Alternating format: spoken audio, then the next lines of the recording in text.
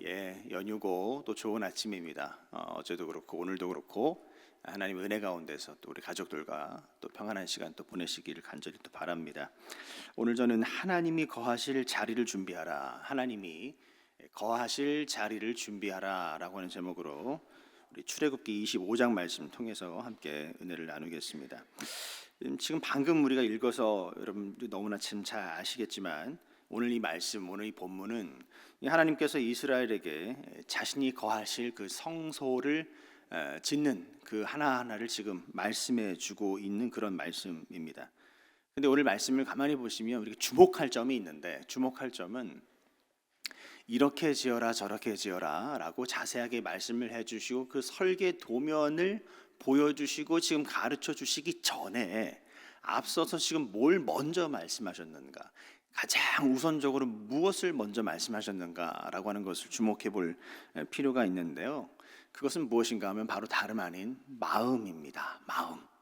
이 성소를 짓게 될 너희들의 마음이 먼저다. 그 마음이 가장 중요하다라고 하는 것을 말씀을 먼저 해주시고, 그리고 그 마음 위에 그 다음에 차근차근히 지금 하나씩 말씀하시면서 얹어 가시는 것을 지금 말씀을 통해서 볼 수가 있는데, 이 순서가 중요하다는 것이죠.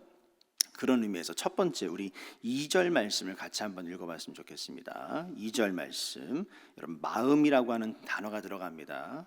같이 한번 읽어보실까요? 이스라엘 자손에게 명령하여 내게 예물을 가져오라 하고 기쁜 마음으로 내는 자가 내게 바치는 모든 것을 너희는 받을지니라 라고 이렇게 말하고 있습니다. 어떤 마음이요? 기쁜 마음, 맞아요. 기쁜 마음, 즐거운 마음, 자원하는 마음, 그 마음이 중요하다. 그리고 난 다음에 성소가 있는 것이지 그 성소보다 이 마음이 훨씬 더 중요하다라고 하는 것을 지금 강조하면서 그 2절 말씀에 하나님께서 기쁜 마음이라고 하는 것을 이야기하면서 이 성소를 짓게 될, 하나님께 헌물을 하게 될 그 한 사람 한 사람의 그 마음, 그 중심, 그 태도를 먼저 내가 보겠다라고 이렇게 말씀을 하고 있습니다. 여러분, 이 말씀을 여러분에게 한번 가지고 가셔서 적용해 보시죠. 여러분은 어떤 마음으로 매 주일마다 그 주일을 맞이하십니까? 또는 여러분은 어떤 마음으로 여러분에게 맡겨진 그 직분과 그 사명을 여러분 감당하고 계십니까? 가깝게는 오늘 이 새벽 여러분 어떤 마음으로 이 새벽에 이 기도의 자리에 여러분 나오셨습니까? 혹시라도 여러분 억지로 나오신 분은 안 계시죠? 혹시라도 여러분에게 맡겨진 그 사역과 그 사명을 억지로 감당하고 계신 분은 안 계시죠? 억지로 감당하고 계신다면 안타깝지만 여태까지 수고하신 그 모든 헌신이 허사가 되는 겁니다. 하나님이 인정을 하지 않으신다는 거예요. 작은 일을 하더라도 기쁜 마음으로, 자원하는 마음으로, 내가 구원받은 그 은혜와 그 감격으로 우리가 그 일을 감당해야 한다는 것입니다. 찬양대를 해도 그렇고, 우리 아이들을 섬기는 교사로 섬겨도 그렇고, 주방에서 우리 성도들이 함께 나누어 우리 먹을 그 음식을 준비할 때도 그렇고, 카페에서 커피 한 잔을 우리 손님에게 내릴 때도 그렇고, 뭐 어떤 일을 하든지 주보안장을 건네더라도 기쁜 마음으로, 자원하는 마음으로 우리가 그렇게 감당해야 한다라고 하는 것을 오늘 말씀에서 이야기를 하고 있습니다. 근데 이게 왜 중요한가 하면 이 마음이 준비가 되지 않으면 성소를 지을 수가 없기 때문에 그렇습니다. 이 마음이 터가 되는 거예요. 이 땅이 터가 아니라 오늘 말씀에서는 우리의 기쁜 마음, 우리의 자원하는 마음, 우리가 이 즐거운 마음, 그 터 위에 성소를 짓겠다고 말씀을 하시는 거예요. 보실까요? 우리 8절 말씀 같이 한번 읽어보시겠습니다. 8절입니다. 시작. 내가 그들 중에 거할 성소를 그들이 나를 위하여 짓되 그랬습니다. 내가 그들 중에 거할 성소를, 이 말을 다시 한번 풀어보면 무엇이겠습니까? 내가 성소를 어디에 짓겠다는 것입니까? 그들 중에 짓겠다는 것입니다. 그들 한가운데 짓겠다는 것입니다. 근데 그들은 어떤 사람들이에요? 2절에서 말씀하고 있는 것처럼 기쁜 마음으로 자원하는 이들의 그 마음, 그 터, 그 위에, 그 가운데에 내가 성소를 지을 것이다 라고 지금 8절에서 지금 말씀을 하고 있는 거예요. 여러분, 하나님은 멀리 계신 분이 아니라고 하는 것이죠. 바로 우리 가운데, 지금 이 한가운데, 지금 하나님께 이 새벽에 은혜를 구하며 이 하루를 맡기고 우리의 삶을 맡기기 위해서 기도의 자리로 나아가는 우리 이 모임 이 한가운데, 더 가까이에는 지금 내 중심 이 한가운데 계신다라고 하는 사실입니다. 여러분, 성막은요, 광야 한가운데, 끝이 없는 드넓은 광야 한가운데 임했지만 그 땅 위에 임한 것이 아니라 그 하나님의 백성들의 무리, 그들의 마음 위에 성막은 세워진 것이다 라고 하는 것을 오늘 말씀에서 이야기를 하고 있습니다. 그런 의미에서 여러분 마음을 한번 돌아보십시오. 이 시간 여러분 마음 가운데 또는 여러분의 삶의 자리 가운데 아주 조금의 그 공간이라도 하나님께 내어드릴 그 공간이 준비가 되어 있는가? 내 마음의 상태를 한번 돌아보시면서 하나님께서 성소를 지으신다고 하셨는데 하나님께서 성소를 지으실 만한 그 터가, 그 공간이 내 마음 가운데 그 여유가 좀 준비가 되어져 있는가? 아니면 하나님 말고 다른 세상적인 생각들, 걱정들, 근심들로 지금 가득 차서는 하나님께서 정작 성소를 짓고 싶으셔도 지을 수가 없는 그런 마음의 상태는 아닌가? 내 마음에 여유가 없는 그런 상태는 아닌가? 스스로를 한번 잘 돌아보실 수 있었으면 좋겠습니다. 우리 같이 한번 눈을 감고 우리 마음에 손을 얹고 우리 한번 그렇게 고백해 보실까요? 하나님, 제 마음에 주님을 모십니다. 제 마음에 주의 성소를 세워 주옵소서. 아멘입니까? 여러분, 우리 마음 가운데 세상 것으로 채우기보다는 하나님께서 성소를 지으실 그 터, 그 마음 여러분 늘 언제나 준비하시고 또 마련하실 수 있기를 주님의 이름으로 축원합니다. 그 중심 위에 하나님께 성소를 세우실 텐데 그 성소의 내용이 무엇인가 하면 또 말씀을 이어서 하시죠. 여러분 16절 말씀 같이 읽어보실까요? 16절입니다. 같이 읽어보시겠습니다. 시작. 내가 내게 줄 증거판을 궤 속에 둘지며 그랬습니다. 이미지를 한번 보여주실까요? 이런 이미지죠. 내가 내게 줄 증거판을 궤 속에 둘지며. 여러분 이미 너무나 많이 자주 보셔서 익숙한 또 그런 모양이실 텐데 이렇게 큰 박스가 있죠. 저것이 궤입니다. 저 궤 안은 무엇이 들어가 있습니까? 법궤, 두 돌판이 들어가 있는 것이죠. 다시 말해서 율법, 말씀을 상징하는 것입니다. 근데 그 말씀을 상징하는 그 율법을 저 함에 담아두고서는 위에 무엇을 덮으라고요? 21절 말씀을 보십시오. 21절 말씀 함께 읽겠습니다. 속죄소를 궤 위에 얹고 내가 내게 줄 증거판을 궤 속에 넣으라. 22절이요. 거기서 내가 너와 만나고 속죄소 위 곧 증거궤 위에 있는 두 그룹 사이에서 내가 이스라엘 자손을 위하여 내게 명령할 모든 일을 내게 이르리라. 할렐루야. 두 가지를 말씀하셨죠. 거기서 내가 너와 만날 것이다. 거기서 내가 너희에게 명령할 모든 일을 이룰 것이다. 그러니까 거기서 나랑 대화하자라고 하는 것을 지금 말씀을 하고 있습니다. 어디에서요? 율법이 있는 증거궤 그 위에 덮어놓은 속죄소가 있는 바로 그곳에서 나와 만나 대화하자, 교제하자, 지금 그렇게 말씀을 하고 계신다라고 하는 것입니다. 여러분 이 두 가지 중요한 것을 우리에게 가르쳐주고 있죠. 하나는 말씀입니다. 말씀이 있는 곳에서 너와 내가 만날 것이다 라고 이야기를 합니다. 근데 여기서 말씀은 정확하게는 뭘 이야기하는 것입니까? 율법을 이야기하는 것이죠. 여러분 율법의 기능을 잘 아시죠? 율법의 기능이 무엇입니까? 우리 사도 바울이 늘 언제나 이야기했듯이 율법이라고 하는 것은요 우리의 죄를 드러내는 것입니다. 율법이라고 하는 것은요 우리의 연약함을 드러내는 것입니다. 율법이라고 하는 것은요 우리가 얼마나 죄인인지, 우리가 하나님 앞에서 얼마나 부끄러운 사람인지, 우리가 하나님 앞에서 얼마나 형편없는 사람인지를 드러내는 기능이 바로 율법의 기능입니다. 다시 말해서 그 율법에서 내가 너와 만나겠다 말씀하셨지만 하나님께서는 율법만으로 내가 너희를 만나진 않겠다라고 말씀하세요. 왜죠? 율법으로만 만나면 정죄와 심판만 있기 때문에 그런 것입니다. 그렇기 때문에 율법으로서는 불완전합니다. 그래서 하나님께서 뭘 더하시죠? 속죄소를 그 위에 덮어라. 그리고 두 그룹이 이렇게 그 율법, 그 말씀을 감싸고 있는 모양으로 그 뚜껑을 덮어서 이렇게 커버하고 있는 것을 볼 수가 있습니다. 무슨 의미입니까? 그것은 은혜입니다. 은혜. 율법만으로는 우리를 정죄하고 우리가 심판을 피하지 못하겠지만 그 율법 위에 은혜를 덮어줌으로 인해서, 다시 말해서 율법이 혼자는 불완전한 거예요. 근데 율법이 은혜를 만나게 되면 여러분 그 자리가 바로 하나님을 만나게 되는 자리가 되는 줄 믿으시길 축원합니다. 율법만으로는 안 된다는 거예요. 우리 주님 예수 그리스도의 십자가의 은혜가 그 율법 위에 덮어져야, 다시 말해서 율법의 완성이신, 사랑으로 그 모든 율법을 완성하신 예수 그리스도의 은혜로만 우리가 하나님께 나아갈 수 있다라고 하는 것을 이 말씀에서 우리에게 보여주고 있는 것입니다. 여러분 여기까지 잘 따라오셨습니까? 가장 먼저 무엇이 준비되어져야 한다고요? 우리의 마음, 우리의 마음이 기쁜 마음, 즐거운 마음, 자원하는 마음으로 준비가 될 때 그 마음 위에 성소가 그 마음을 터로 삼아 세워지게 되어지고, 그리고 그 한가운데 무엇이 있다고요?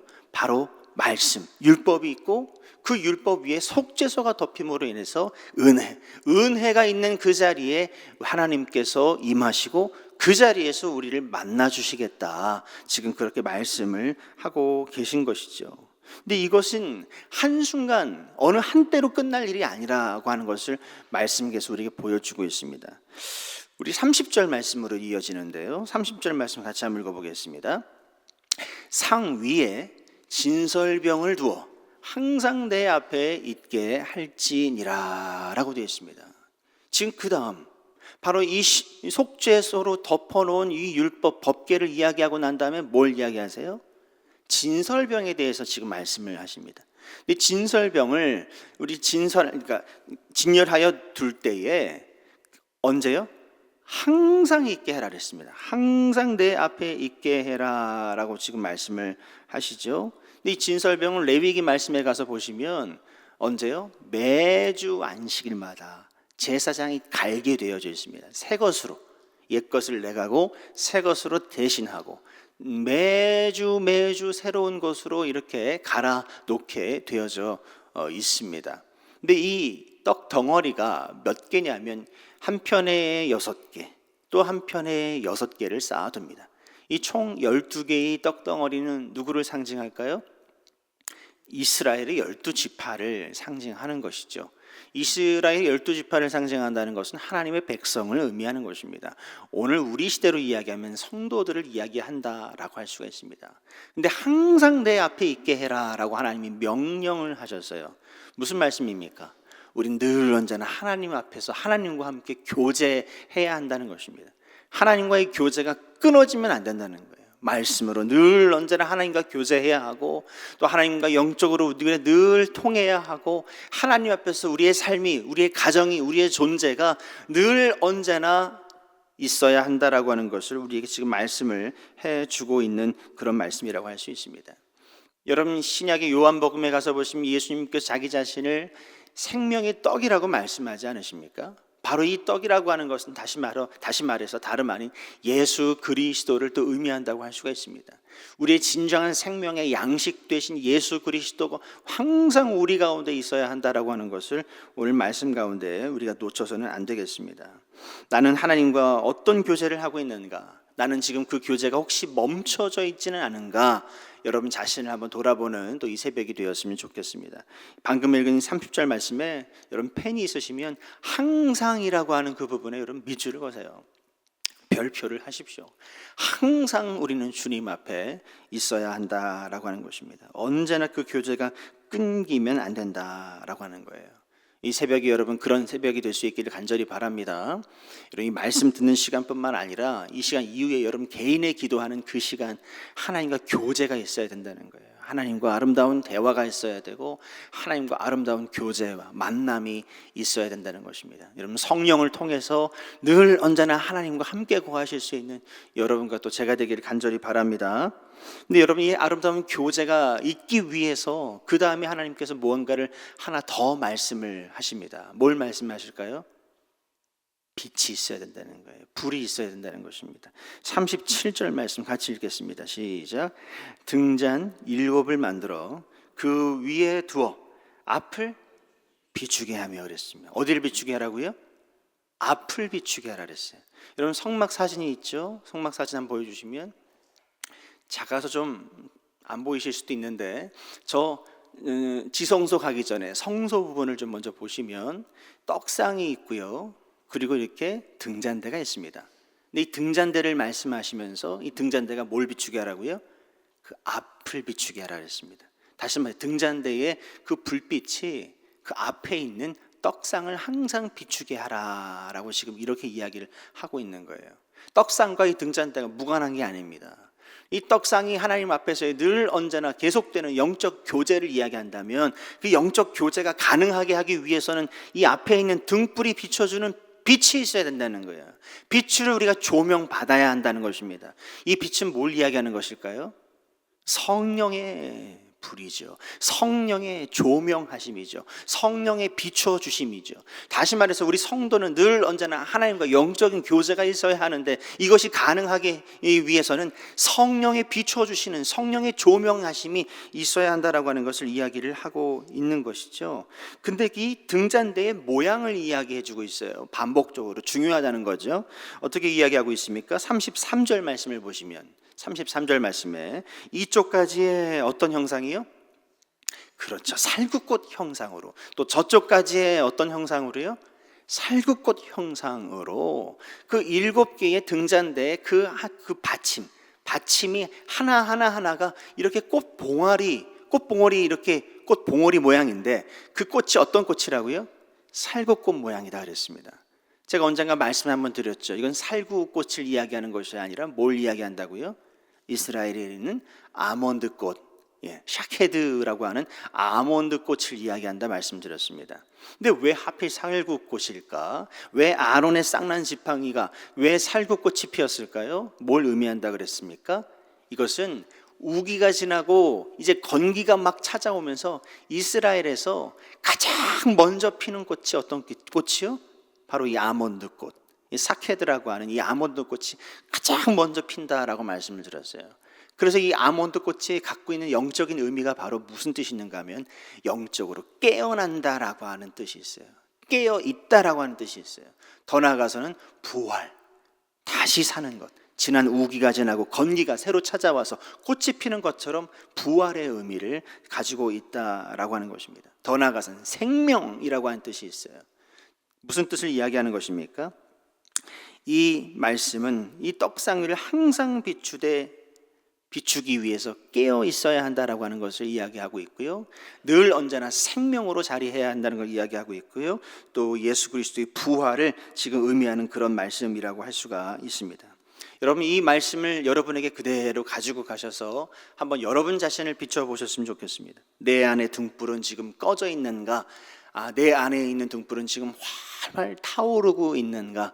아니면 이것도 아니고 저것도 아니고 지금 거의 꺼질랑 말랑 지금 팔랑 하고 있는 것인가? 여러분 자신을 한번 잘 돌아보실 수 있기를 간절히 바랍니다.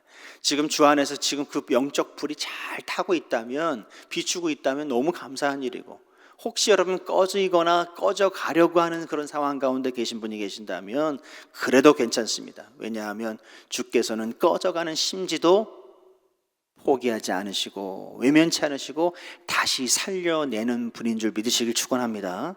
여러분, 그래서 여러분 자신을 늘 언제나 하나님께 맡겨야 돼요. 하나님, 이 꺼져가는 심지도 외면치 않으시고 붙드시고 살려주시는 주님, 제 마음 가운데 그 영적 불, 성령의 불을 다시금 붙여주시옵소서. 그리고 제 마음 가운데 하나님과 항상 교제할 수 있도록 성령으로 제 마음을 다스려 주시고 제 삶을 비춰주시고 우리 가정을 비춰주시고 일터를 비춰주시고 우리의 사역의 현장을 비춰주십시오라고 하는 그 기도가 여러분 늘 언제나 말씀과 여러분 마음과 입술에 떠나서는 안 될 것이다 라고 하는 것을 여러분 꼭 기억하실 수 있기를 간절히 바랍니다. 오늘 이 출애굽기 25장 말씀, 이 성막의 구조보다 훨씬 더 중요한 것이 뭐였다고요? 우리 마음의 태도, 내 마음의 이 중심이 가장 중요하다. 아무리 화려하게, 아무리 말씀대로 성막을 잘 지어 놓았다 할지라도 그 터가 되는 마음이, 이것을 짓기 위해서 그 모든 헌물을 가지고 나왔던 사람들의 마음이 막 억지로, 막 힘겹게, 습관적으로 그렇게 해서 가지고 나온 그 마음이었다면 그 마음 위에 아무리 눈에 보이는 성막을 지었다 할지라도 하나님께서는 받지를 않으신다는 것입니다. 그 성막보다 훨씬 더 중요한 것, 이 성막의 디자인보다 훨씬 더 중요한 것은 너희들의 마음이다. 난 너희들의 마음이 기쁜 마음으로, 자원하는 마음으로 나와 함께 교제했으면 좋겠다는 마음이 하나님의 마음이다 라고 하는 것입니다. 사랑하는 성도 여러분, 우리의 섬김이 늘 언제나 주님 앞에 기쁜 마음으로 드려야 될 줄 믿습니다. 오늘 이 하루도 여러분 기쁜 마음으로 승리하십시오. 즐거운 마음으로 여러분 살아가실 수 있기를 간절히 바랍니다. 날마다 여러분의 입술과 마음에 찬양이 가득하기를 간절히 바랍니다. 그리고 마음 위에 우리 주님께서 임하신다 그랬어요. 그 마음 위에 임하신다 그랬어요. 그리고 난 다음에 그 마음 가운데 뭘 주신다고요?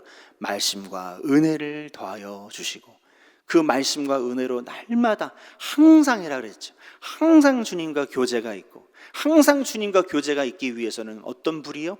성령의 불이 여러분 마음의 그 등불이 환하게 밝혀져야 한다라고 하는 것을 오늘 말씀을 통해서 우리에게 이야기를 하고 있습니다. 여러분 마음 가운데 있는 그 성령의 불이 꺼지지 않기를, 정말 살아있는 그런 성막이 될 수 있기를 주님의 이름으로 축원합니다.